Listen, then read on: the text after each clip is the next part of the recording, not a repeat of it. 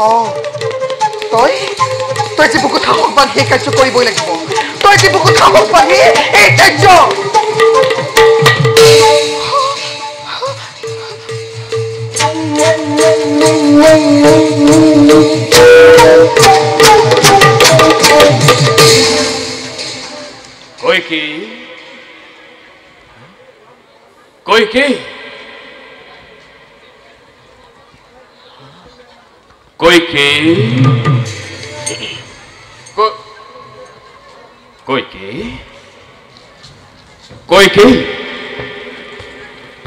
মহাৰানী কেকয়ানন্দিনী এয়া তুমি কেনেৰূপ কৰিছা ভাৰত কালিলৈ জ্যেষ্ঠ পুত্ৰ ৰামৰ ৰাজ অভিষেক মই কি কৰিব লাগে ৰাণী এনেকুৱা বেশ তুমি কৰিছা ভাৰত উচিত বেশ মই কৰিছো ধাৰণ ৰাণী মহাৰাজ কি হল তোমাৰ একো নাই হোৱা মোৰ কৈকেয়ী মহাৰাজ হবলৈ আৰু কি বাকী থাকিল যে নাৰী স্বামীৰ স্নেহৰ পৰা চিৰ বঞ্চিত সেই নাৰী জীয়াই থকাৰ কোনো নাই প্ৰয়োজন স্বামী স্নেহৰ পৰা বঞ্চিত তুমি বঞ্চিত আজি মই আপোনাৰ স্নেহৰ পৰা কৈকেয়ী কেতিয়া কেতিয়া মই বঞ্চিত কৰিলো মইবোৰ স্নেহৰ পৰা কৈকেয়ী কোৱা কিবা প্ৰয়োজন তোমাৰ প্ৰয়োজন ৰাণী কিবা প্ৰয়োজন মোক একো প্ৰয়োজন নাই কৈকেয়ী মহাৰাজ মোক একো প্ৰয়োজন নাই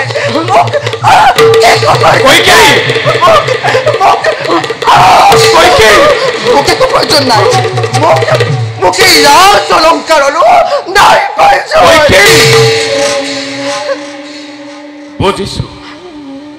বুজিছো ৰাণী নিশ্চয় কিবা কথাত তুমি দাৰুণ আঘাত পাইছা মনো কিন্তু তাৰ বাবে মই ক্ষমা ভিক্ষা মাগিছো ৰাণী কিন্তু নকলে যদিহে তোমাৰ ব্যক্ত হবৰ কাৰণ মইতো নহওঁ অন্তৰ্যামী কোৱা কি হল তোমাৰ তুমি মোৰ প্ৰিয় পত্নী নহয় মই আপোনাৰ প্ৰিয় পত্নী এয়া তুমি কি কৈছা ৰাণী তুমি মোৰ অতি প্ৰিয় পত্নী এই কথা দোহাৰাৰ নাই প্ৰয়োজন নল'ব মহাৰাজ মোৰ ব্যতিৰকেও আছে আপোনাৰ কোনোবা প্ৰিয় পাত্ৰ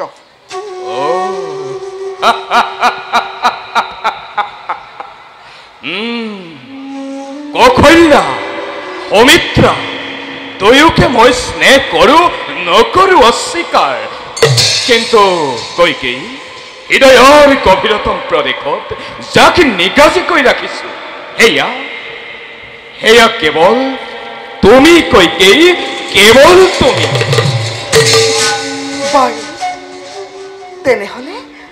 তেনেহলে প্ৰত্যয় মোৰ জাগিল মনত কিন্তু এটা কথাত মোৰ বিশ্বাস তেতিয়াহে দৃঢ় হ'ব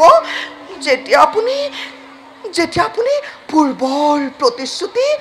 কৰিব পালন পূৰ্বৰ প্ৰতিশ্ৰুতি বিস্মিত হৈ আছো মই কি আছিল সেই পূৰ্বৰ প্ৰতিশ্ৰুতি মহাৰাজ দেৱতাৰ সহায়ৰ হেতু অঘৰৰ বিপক্ষে আপুনি মহা সংগ্ৰামত আহত হৈছিল তেতিয়া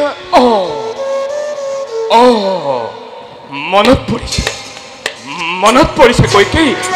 তোমাৰ নিৰন্তৰ শুশ্ৰূষাতে আৰোগ্য লাভ কৰিছিলো মই আৰু তেতিয়াই তোমাক দুটি বৰ দিম বুলি প্ৰতিশ্ৰুতি কৰিছিলো প্ৰদান আৰু তাক মই প্ৰয়োজনত আপোনাৰ পৰা ল'ম বুলি কৈছিলো আৰু আজি সেই সময় আহি হ'ল উপস্থিত মহাৰাজ ৰাণী প্ৰতিশ্ৰুত মই আজি তোমাৰ কাষত কোৱা কি বৰ মই কৰিম প্ৰদান কিন্তু তাৰ আগতে আপুনি সত্যত আবদ্ধ হ'ব লাগিব মহাৰাজ সত্যত মই আবদ্ধ হ'ব লাগিব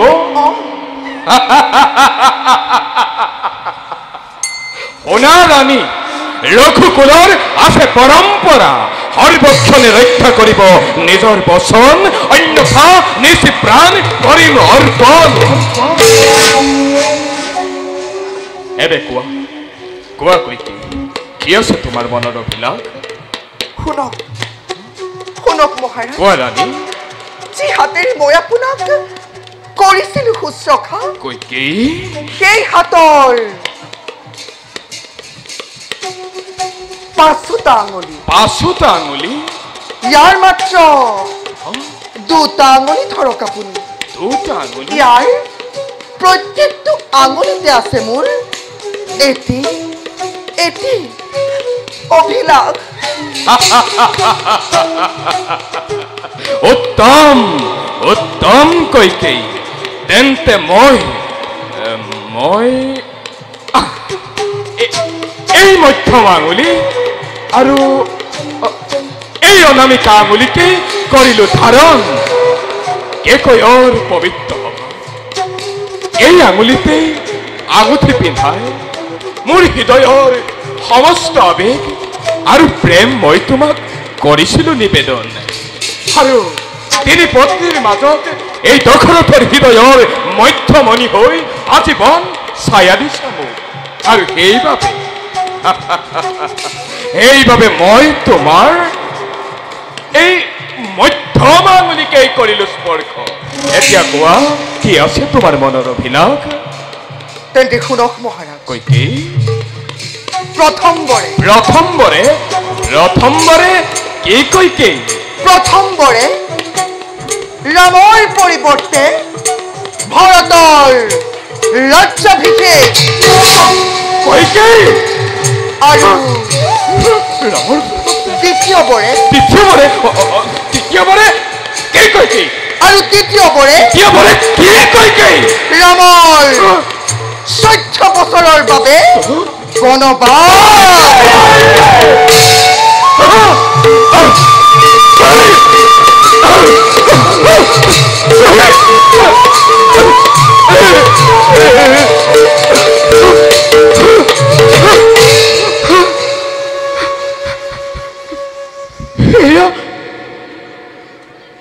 তুমি কি কৰিছা কৈকে আজি মই নিষ্কৰ্ণকে যেন নকৰিম বিশ্বাস নাই নাই নাই মই তোমাৰ কথা ৰাখিবলৈ আজি মহাৰাজ পাৰে যদি এই দুটি বৰ দিয়ক নতু সত্যভংগৰ মহাপাপত লিপ্ত হওক আপুনি সত্যভংগৰ মহাপাপতে লিপ্ত হব পিতা ৰাম কিন্তু কিয় আই বাছা ৰাম আহা বাছা উপযুক্ত সময়ত আহি হলা তুমি বিদ্যমান মোৰ সেৱা গ্ৰহণ কৰিবা উঠা উঠা বাছা চোৱাচোন তোমাৰ পিতাৰে মোক দুটি বৰ দিম বুলি প্ৰতিশ্ৰুতি কৰিছিল প্ৰদান কিন্তু সময়ত তাক গ্ৰহণ কৰিব নোৱাৰি এনে মূৰ্তি কৰিছে ধাৰণ কি সেইবৰ যাৰ বাবে পিতাৰ আজি এনেকুৱা অৱস্থা নাই তাক বাৰু মই জানিব পাৰিম নে মাতৃ পাৰিবি বাছা কোৱা নিশ্চয় পাৰিবি তেন্তে শুন কোৱা প্ৰথমবৰে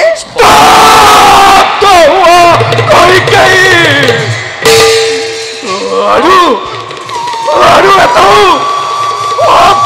তুমি নকৰিবা উচ্চাৰণ পিতা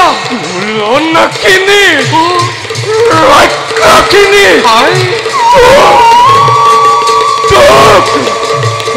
পিতা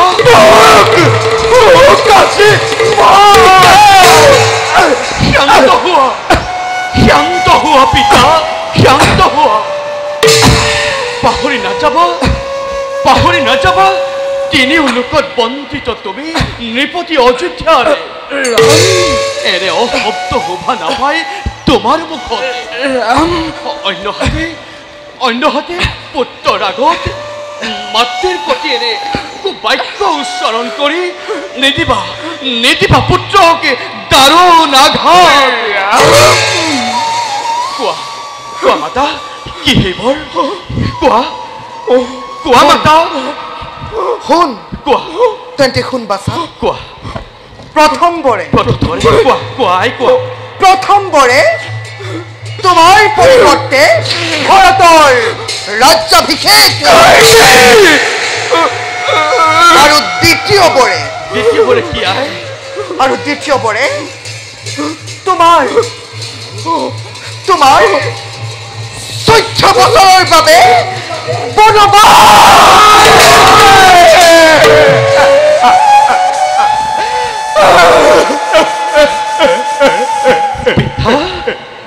এয়াতো অতি আনন্দৰ কথা প্ৰিয় ভাতৃ ভৰতক মই হাঁহি হাঁহি অযোধ্যাৰ সিংহাসনে দিম উপহাৰ ইয়াৰ বাবে বৰৰ কোনো নাই প্ৰয়োজন অন্যহাতে অৰণ্যত কাল যাপন কৰাৰ সৌভাগ্য সেইসকল লোকৰহে থাকে যাৰ আছে কোটি জন্মৰ পুণ্য নগৰীয়া কোলাহলৰ মাজৰ পৰা নিজকে আঁতৰাই লাভ কৰিম প্ৰকৃতিৰ নিৰ্মল সান্নিধ্য সৎসং লাভ কৰিম ঋষিমুনিগণৰ চিন্তা নকৰিবা পিতা আৰু আই অৰণ্য গমনৰ বাবে প্ৰস্তুতেই ৰাম এতিয়াই ত্যাগ কৰিয়ে ৰাজ আভৰণ পিন্ধি লওঁ মই তপস্বী বসন তোমালোকে মোক আশীৰ্বাদ কৰিবা পিতা আৰু আই চিৰদিন ৰক্ষা কৰিব পাৰোঁতেনে ৰঘুকুলৰে সন্মান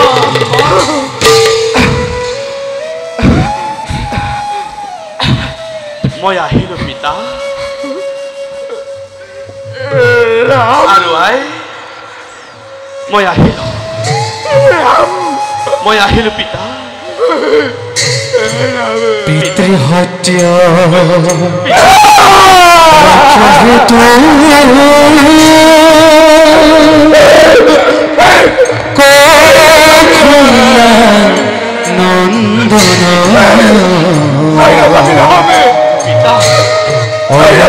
গমন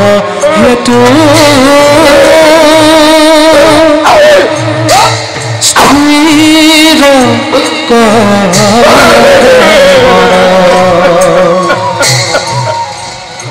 দেখা সৰ্বজন ইটো কথা ৰামায়ণ সৰ্বজনে বোলা নাৰায়ণ ও হে সৰ্বজন বোলা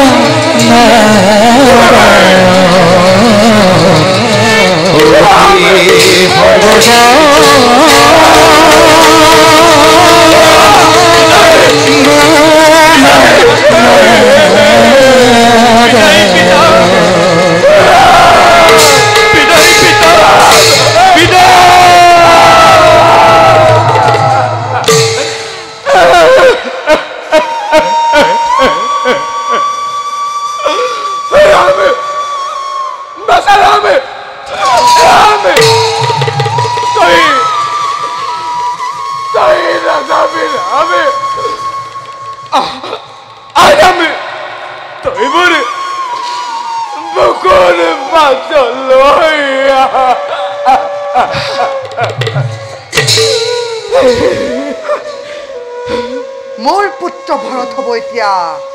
অযোধ্যাৰ ৰজা আৰু মই হ'ম এই অযোধ্যাৰ ৰাজমাতা আজি মোৰ উদ্দেশ্য সিদ্ধিৰ পথত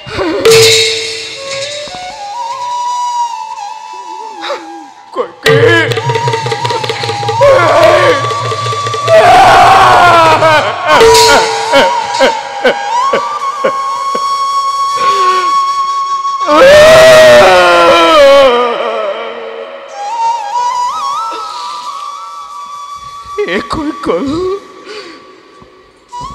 কৈ ক'লে যে